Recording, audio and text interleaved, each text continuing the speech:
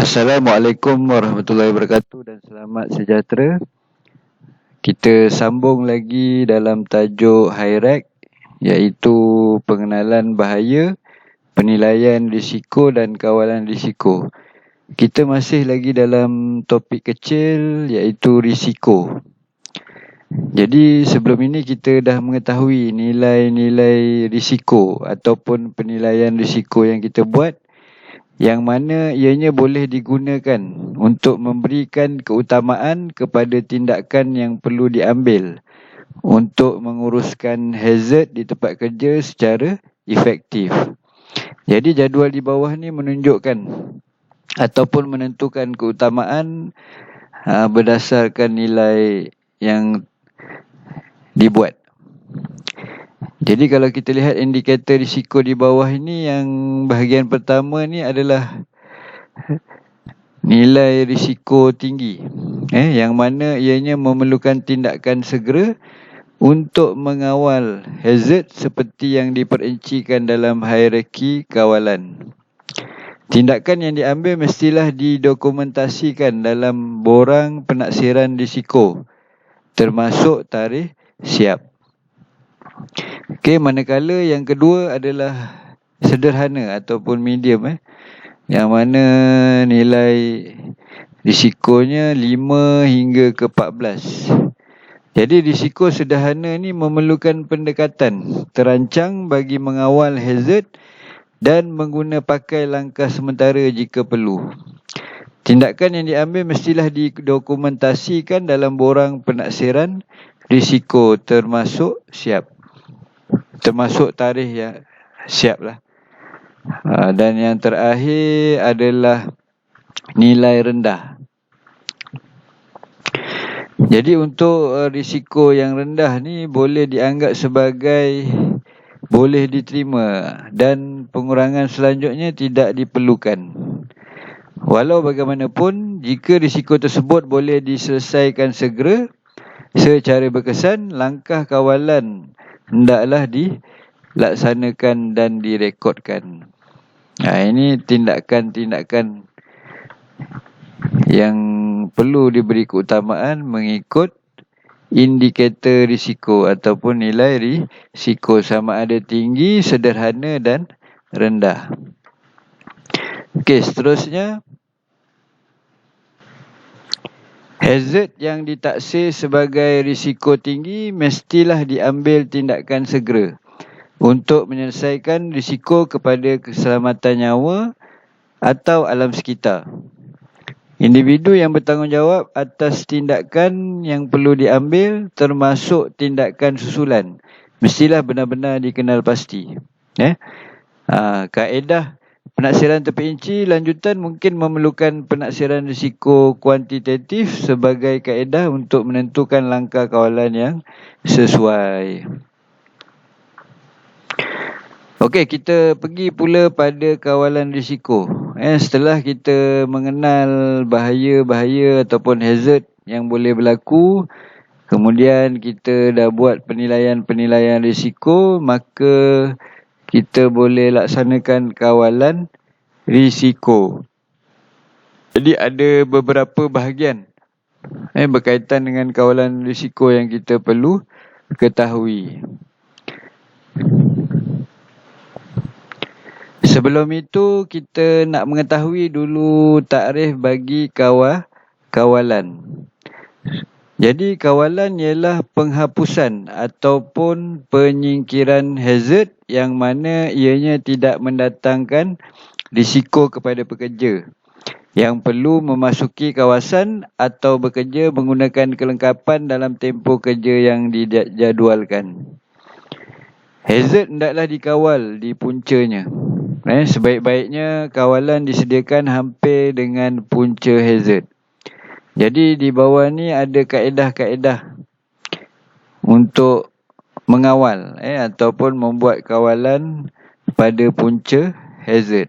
Yang pertama adalah penghapusan, iaitu proses menghapuskan bahaya ataupun hazard dari tempat kerja. Sebagai contoh, firma kitar semula. Mungkin memutuskan untuk berhenti daripada membeli dan memotong tangki bahan api pukal buangan disebabkan oleh hazard letupan. Tu contoh. Jadi di situ dia telah hapuskan terus punca hazard, iaitu letupan. Kemudian kaedah yang kedua iaitu penggantian. Ianya menggantikan proses kerja atau komponen kerja semasa. Contoh bahan yang berhazard digantikan dengan bahan yang kurang berhazard. Contoh melibatkan bahan kimia dan seumpamanya. Jadi penggantian ini akan dapat melindungi pekerja daripada punca hazard bahan kimia. Seterusnya iaitu pengasingan, di mana proses mengasingkan hazard secara perlahan dari kawasan dan meminimumkan pendedahan bahaya terhadap pekerja. Jika hazard tidak boleh dihapuskan atau diganti, ianya boleh diasingkan, dibendung atau dijauhkan daripada pekerja. Sebagai contoh, diadakan bilik kawalan bertebat dan mempunyai aircon ataupun penyaman udara yang mana boleh melindungi para pengendali daripada bahan kimia toksid. Tu contohlah. Kaedah seterusnya iaitu kawalan kejuruteraan. Kaedah ini digunakan untuk reka bentuk semula, sama ada dari segi kawasan, peralatan atau operasi untuk mengurangkan bahaya di tempat kerja. Jadi di bawah kawalan kejuruteraan ni ada beberapa contoh, iaitu yang pertama, merangka semula prosedur dan proses pengasingan di tempat kerja. Jadi dengan kita merangka semula ataupun mereka bentuk semula kawasan tempat kerja, dapat mengurangkan bahaya kepada pekerja. Selain daripada itu, kaedah automasi, yang mana proses-proses yang berhazard ataupun berbahaya boleh diautomasikan atau dimekanikkan. Jadi risiko terhadap pekerja itu dapat dikurangkan sebab operasi diautomasikan, dijalankan secara automatik. Contohnya mengadakan robotik kawalan komputer yang boleh mengendali operasi kimpalan titik, contohnya dalam kilang pemasangan kereta. Itu satu contoh. Kemudian seterusnya iaitu penghadang, yang mana hazard boleh disekat ataupun dihadang sebelum ianya sampai kepada pekerja. Sebagai contoh, pelindung khas boleh mencegah kecederaan mata daripada sinaran kimpalan arka, ataupun lain-lain kimpalan. Penghadang kelengkapan yang sesuai akan melindungi pekerja daripada terkena alat yang bergerak.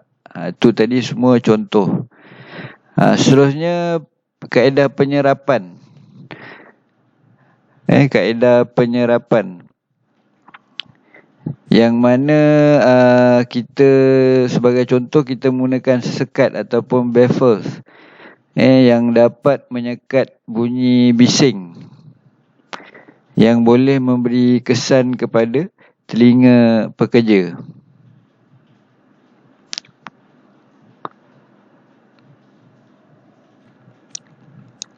Jadi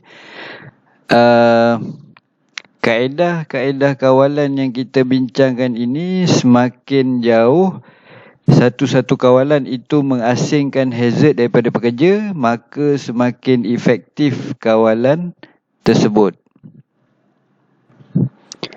Jika masih tidak dapat dilaksanakan, hazard mestilah dikawal menggunakan kaedah yang terakhir, iaitu pekerja harus memakai kelengkapan pelindung diri, iaitu PPE.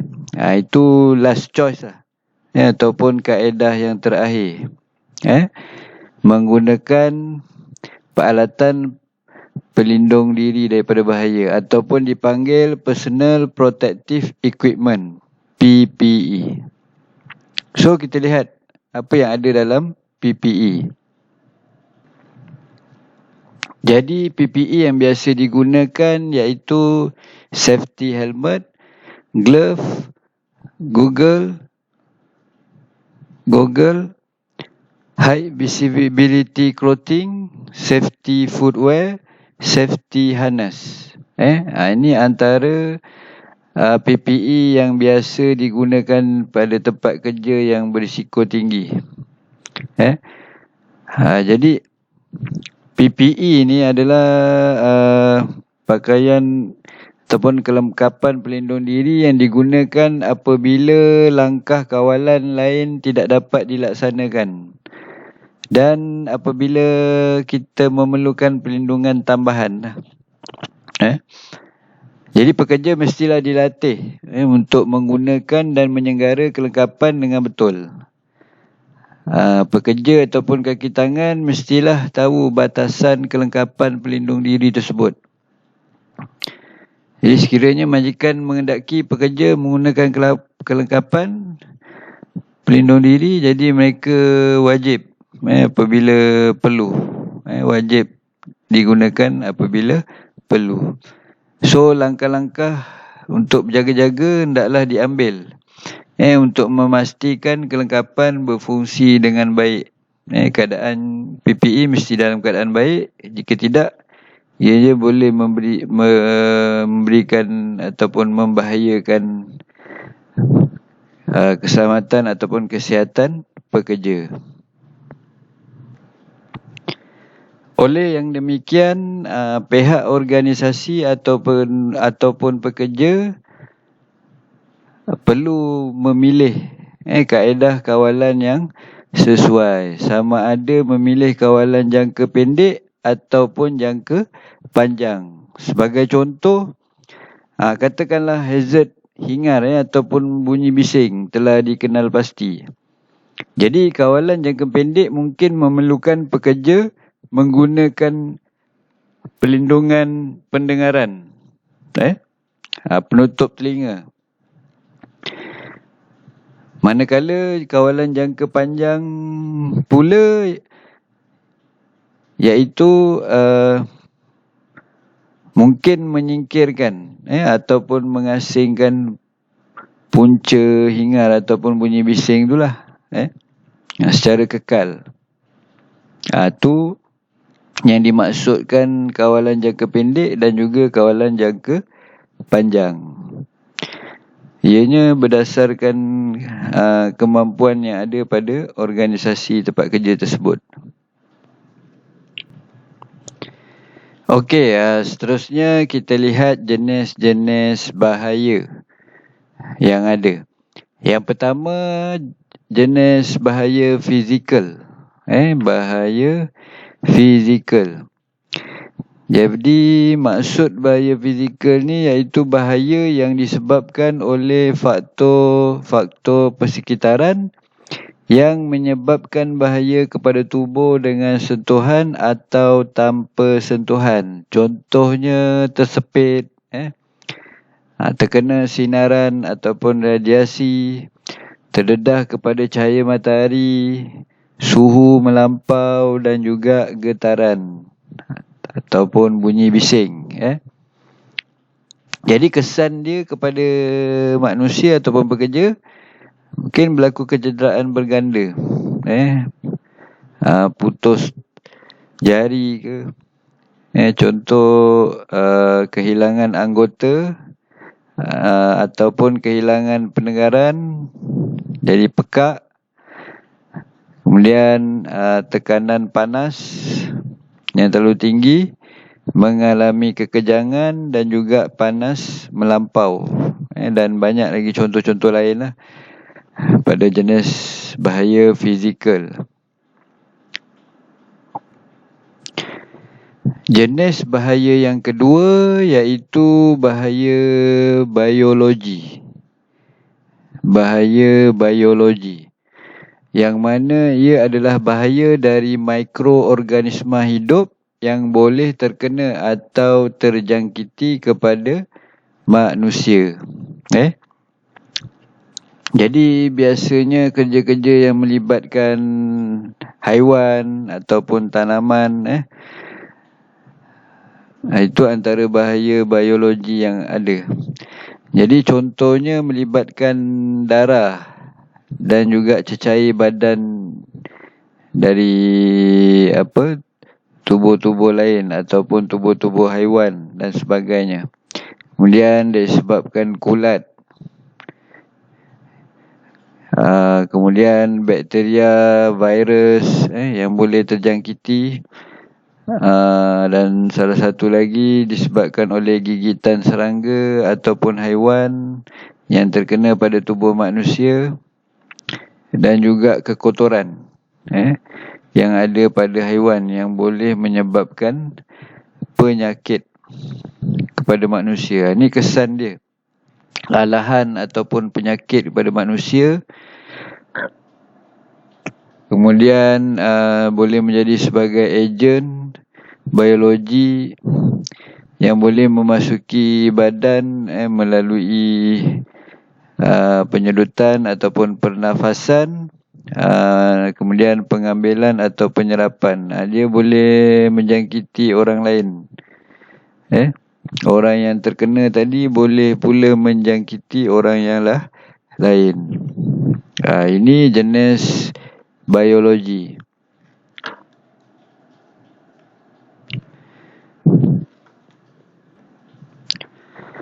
Jenis bahaya yang seterusnya adalah jenis bahan kimia. Jadi ianya melibatkan pendedahan kepada sebarang jenis bahan kimia di tempat kerja. Dalam bentuk apa sekalipun, sama ada pepejal, cecair ataupun gas. Biasanya melibatkan bahan kimia yang berbahaya lah. Kalau kita lihat kebanyakan bahan kimia yang ada ni memang berbahaya ataupun memberi kesan kepada manusia, sama ada jangka pendek ataupun jangka panjang. Jadi contohnya cecair, seperti produk pembersih, cat, asid, pelarut. Ini semua adalah cecair bahan kimia. Wap dan asap dari welding contohnya. Kemudian melibatkan gas, contoh gas karbon monoksida yang sangat berbahaya, yang boleh menyebabkan kematian. Kemudian bahan mudah terbakar seperti petrol, racun makhluk perosak ataupun racun serangga. Ini semua menggunakan bahan-bahan kimia. Jadi kesannya kepada manusia boleh bahan-bahan tersebut boleh memasuki pada badan kita melalui penyedotan ataupun pernafasan, dan juga pengambilan serta penyerapan. Boleh menyebabkan penyakit lah. Boleh memberikan kesan pada kesihatan kita, sama ada pada kulit ataupun pernafasan. Kita mungkin boleh mengalami sesak nafas dan sebagainya. Jadi ini bahaya-bahaya bahan kimia yang boleh berlaku lah. Lebih-lebih lagi yang bekerja di kilang ataupun industri yang melibatkan bahan kimia ataupun chemical yang banyak digunakan sekarang untuk tujuan teknologi kemudahan yang kita gunakan seharian lah. Okey. Bahaya yang seterusnya iaitu bahaya psikologi yang bermaksud tekanan ataupun ketegangan yang menyebabkan kesan jangka pendek dan juga kesan jangka panjang. Jadi biasanya bahaya ini melibatkan organisasi dan pekerja dalam sebuah syarikat itu sendiri. Ianya mungkin melibatkan konflik dalaman dalam lingkungan ataupun dalam kawasan tempat kerja itu sendiri, melibatkan antara pekerja dengan pekerja ataupun pihak atasan dengan pihak bawahan. Contohnya keganasan yang berlaku di tempat kerja, penindasan yang berlaku ke atas pekerja bawahan, tuntutan beban kerja yang sangat tinggi. Kalau kaum wanita berlakunya gangguan seksual. Jadi kesan-kesan ini pun boleh berlaku dalam tempat kerja yang boleh dikira sebagai hazard ataupun berbahaya. Jadi kesannya boleh berkaitan dengan mental manusia itu sendiri ataupun pekerja itu sendiri. Jadi bahaya ni dikategorikan bahaya yang lebih sukar untuk kita kesan ataupun untuk kita tentukan. Pun boleh berlaku. Jadi kesannya pada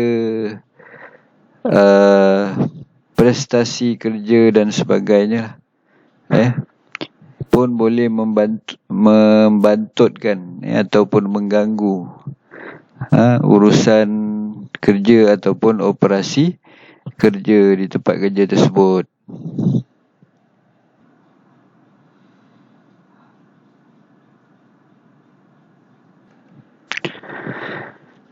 Okey, bahaya yang seterusnya iaitu bahaya jenis ergonomik. Iaitu ianya berlaku apabila regangan ataupun kesakitan yang timbul pada tubuh badan kita ataupun bekerja kerana jenis pekerjaan ataupun kedudukan mereka semasa mereka membuat kerja. Contoh tempat kerja ataupun stesen kerja dengan keadaan meja ataupun kursi yang tidak betul, kedudukannya tidak betul, kemudian sering ataupun kerap melakukan kerja mengangkat, kadang-kadang melibatkan beban yang tinggi ataupun beban yang berat, postur yang lemah ataupun salah, kemudian pergerakan yang berulang-ulang, dia melibatkan getaran dan mengulangi pergerakan-pergerakan yang sama, melibatkan bahagian tubuh yang sama. Jadi contohnya kesan yang boleh berlaku boleh mengakibatkan kesakitan otot kita lah. Kadang kita mengalami sakit otot di bahagian leher, tengkuk, bahu, pinggang, yang melibatkan jangka masa yang panjang lah, dan akhirnya boleh jadi serius. Contoh, salah satu kerja mengangkat barang dalam keadaan kedudukan tubuh badan yang tidak betul boleh menyebabkan slip disc. Slip disc ni sakit di bahagian antara bahagian pinggang kita dengan punggung kita tu, kat bahagian pinggang lah, bahagian tulang belakang. Slip disc ni kalau kena memang beri kesan jangka yang panjang lah. Jadi kesan ni kita tak boleh mengangkat benda yang berat atau buat kerja-kerja berat ataupun kerja perbuatan-perbuatan yang agresif. Okey. Jadi ini antara jenis-jenis bahaya yang ada yang boleh berlaku di tempat kerja. Jadi untuk tajuk High-Rec ini banyak perkara-perkara yang kita dapat tahu berdasarkan bagaimana kita nak mengenal bahaya-bahaya ataupun hazard yang ada, dan juga bagaimana kita nak menilai risiko yang ada, serta bagaimana kita nak membuat kawalan terhadap risiko tersebut. Jadi ini sedikit dapat membantu kita lah dalam topik ini. So daripada saya tak ada apa lagi. Kita akan jumpa lagi pada video yang akan datang. Sekian, terima kasih.